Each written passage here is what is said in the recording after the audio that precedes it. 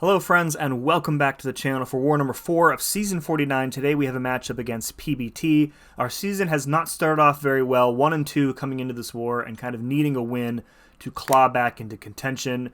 Void and Ironheart joining the team today along with mainstay Iceman. Feels like we've used Iceman almost every war these past 2 seasons.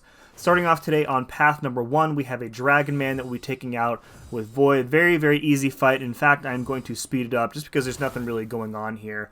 There's personal space on the node, but we shut that off with Void very easily. Cannot reverse the healing, of course, because of Indomitable. And we have several ways of turning off Dragon Man's power gain, so there's not really even a concern here of him using his special 3. So we can parry him because he is stunnable. We can, block the special 1 to remove the charge. And then once we have the Petrifies and or Fear the Void up, the power gain will be shut off as well. So Void pretty much just counters everything in this fight, just kind of by going into the fight, that is. So this is just a normal path fight, nothing really, no trap here or anything. Very, very easy fight here. Yeah, so talking a minute again about our start to the season, it has not been very good. I think it's just been, it's taken us quite a while to kind of find our sea legs, as it were, with this tactic. And other alliances have adapted pretty quickly, it feels like, and we have not. So maybe we'll get there by the end of this season before the tactic changes. All right, on node 10, we have a giant cherry-flavored Deathless King GROOT here. So the idea here is that we want to get our prowess up as quickly as possible because that will shut off the masochism node.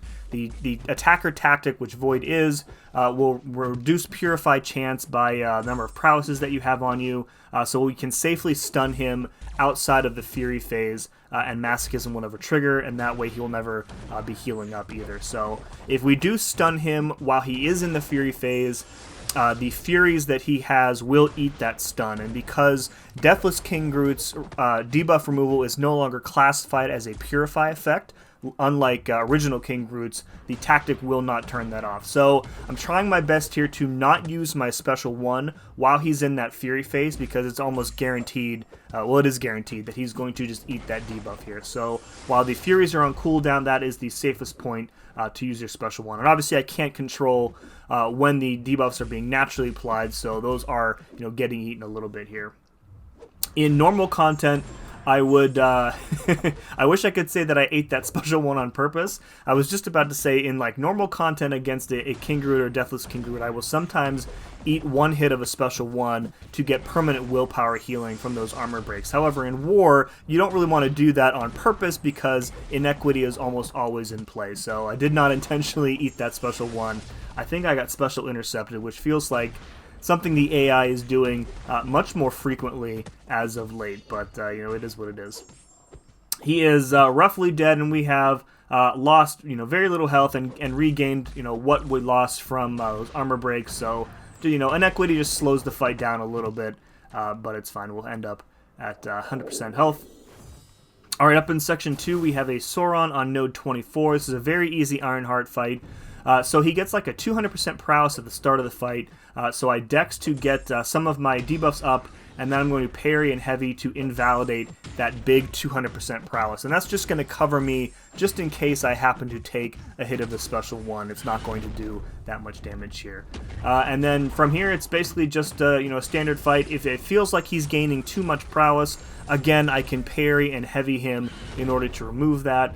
But otherwise, he is going to melt pretty quickly here. We've already got enough debuffs where I feel comfortable going up straight to the special 2. So this was a problem that I had with Ironheart like in previous wars, where I would just go straight to the special 1 the whole fight. I've gotten much more comfortable with kind of feeling out like when is appropriate to end the fight with the special 2. So that fight is a lot faster than it would have been in previous seasons for me.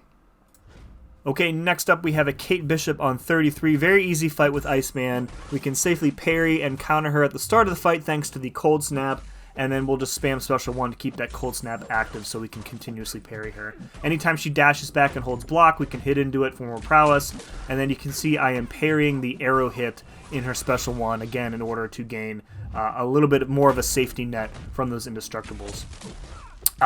There's really little danger in this fight. Again, as long as you keep that cold snap up, you can basically just play it straight up.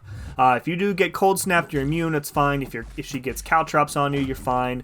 I have gotten tranked before by Kate Bishop. I think that was last season, which can prevent your cold snap from applying. So again, there are ways around it though. It's not really like a fight ender or anything. I think after the striker here, I detonate all the frostbites with a heavy, and down she goes. All right, last fight of the war. And my second death of the season, to what going in, I was like, this is the easiest boss fight of all time. I can do thing fights with Void in my sleep, and the tactic only makes this like, you know, a little bit more difficult, right? Because as long as I get my prowess up, the fight basically becomes a normal fight. There's no brute force here, unlike the node that I died to last season, so I can kind of take it as slow as possible. And yeah, so what ends up happening in this fight, and I have sped it up because there's really not much else to talk about.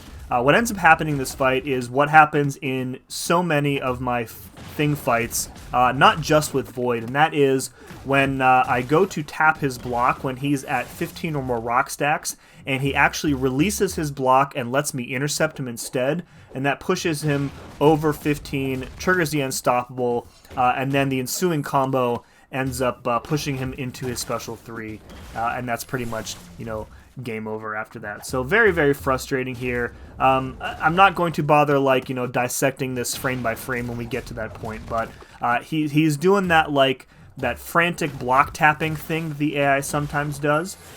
So like he holds his block for like a few frames, and then you know, for me that immediately triggers a reaction of, okay, I can safely go in and tap his block because I see him holding block even if it's for a short time, and the time it takes for me to get from my side of the screen over to his side of the screen, he has released block and is either doing like a dash attack or a light attack, and that's pretty much it. So, you know, I guess in the future I can be, you know, a little bit more mindful of that and kind of maybe wait for block confirmation.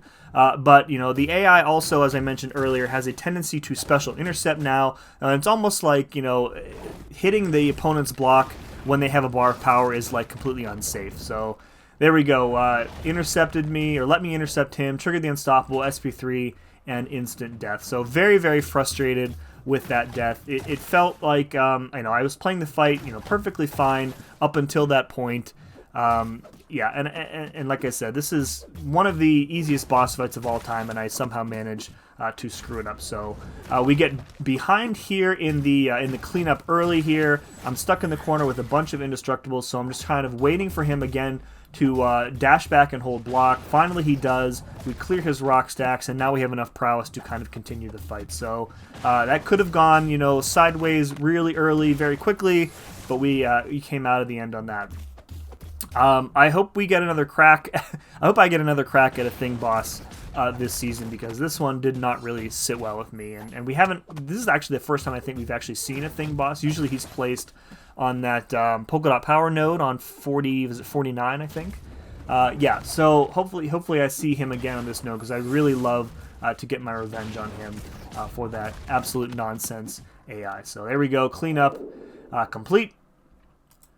Unfortunately, we did not go on to win this one. Shout out to PBT, and our record falls to 1-3 on the season. We are sitting at like 16th or 18th, I think, in Platinum 1. And I'm thinking we need probably 3 wins to climb back out and get back into contention into the top 20. So we definitely have our work cut out for us, for sure. 5 kills for me, 1 death this war. Again, pretty avoidable. A little salty about that one, but it is what it is.